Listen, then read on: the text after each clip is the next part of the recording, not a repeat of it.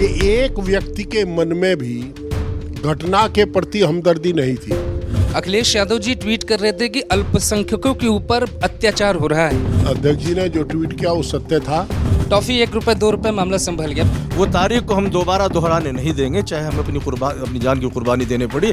मुजफ्फरनगर के गांव में बच्चे के वीडियो वायरल होने के बाद जो लोग माचिस जलाकर तूफान में आग लगाने की कोशिश कर रहे थे, उनके मुंह पे तमाचा मारा है अमन चैन की बात करने वाले लोगों ने। मिलकर इस मामले को खत्म कर दिया है। लगता है ना कोई बड़ी पंचायत लगी, ना अदालत तक मामला पहुंचा। समझ गए हैं कि आखिर गलती कहां थी और ये चिंगारी कैसे शोले में तब्दील होकर मुजफ्फरनगर के इतिहास को दोहरा सकती है। इस वक्त हमारे साथ तमाम लोग बैठे हैं। नरेश टिकैत भी यहां पर आए थे, उनके साथ समाजवादी पार्टी के राष्ट्रीय महासचिव हरेंद्र मलिक साहब भी हमारे साथ बैठे और तमाम मुस्लिम और हिंदू दोनों धर्मों के लोग बैठे हैं। आखिरी नतीजे पर यही पहुंचे आप लोग कि मामले को शांत कर दिया जाए, अमन चैन की शांति की बात की जाए। देखिए, जो घटना हुई वो दुर्भाग्यपूर्ण है। हमें जानकारी मिली, हम इस गांव में आए, हमारे क्षेत्र का गांव है और हम जानते हैं कि गांव में अमन चैन पसंद है लोग। और गांव में आकर के सुखद आश्चर्य हुआ कि एक व्यक्ति के मन में भी घटना के प्रति हमदर्दी नहीं थी।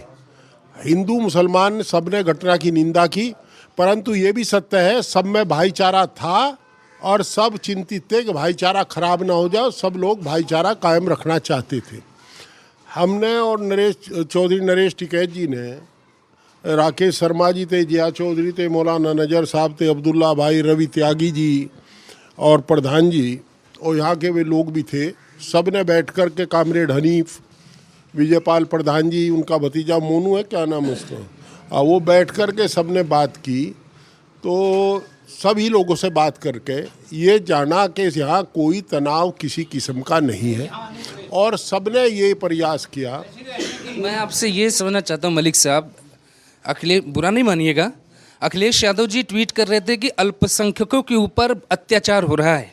आपको यहाँ आकर यही लगा कि अल्पसंख्यकों के साथ अत्याचार हो रहा था या सिर्फ एक कन्फ्यूजन था जिसे कौमी विचारधारा में तब्दील किया जा रहा था? मैं आपको बताऊं, अखिलेश यादव जी ने, आदरणीय अध्यक्ष जी ने जो ट्वीट किया वो सत्य था और इस प्रदेश में हो भी रहे अत्याचार अल्पसंख्यक के साथ।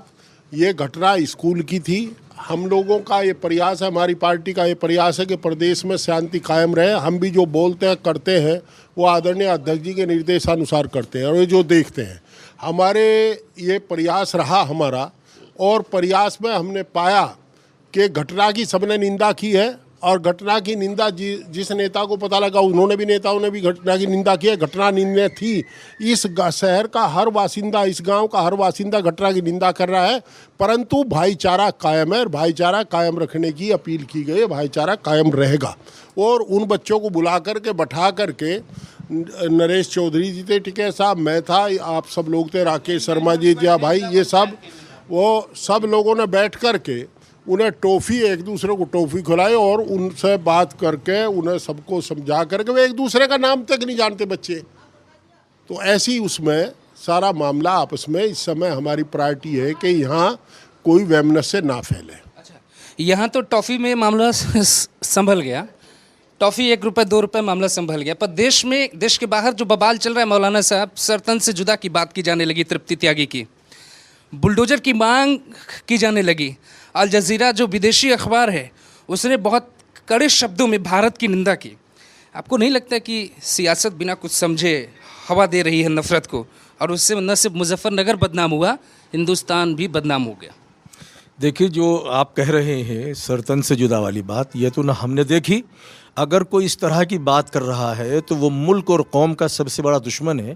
इस तरह की बात करके जो है माहौल को ख़राब करना, फ़िज़ा को ख़राब करना है। 2013 में जो मुजफ्फरनगर में हुआ है वो हमने भुगता है, मुजफ्फरनगर के लोगों ने भुगता है। वो तारीख को हम दोबारा दोहराने नहीं देंगे, चाहे हमें अपनी जान की कुर्बानी देने पड़ी, लेकिन हम इंशाअल्लाह मुजफ्फरनगर को दोबारा जलने नहीं देंगे। हम इसीलिए इस गाँव में आकर बैठे हैं कि यहाँ प्यार मोहब्बत था, है और आइंदा भी रहेगा।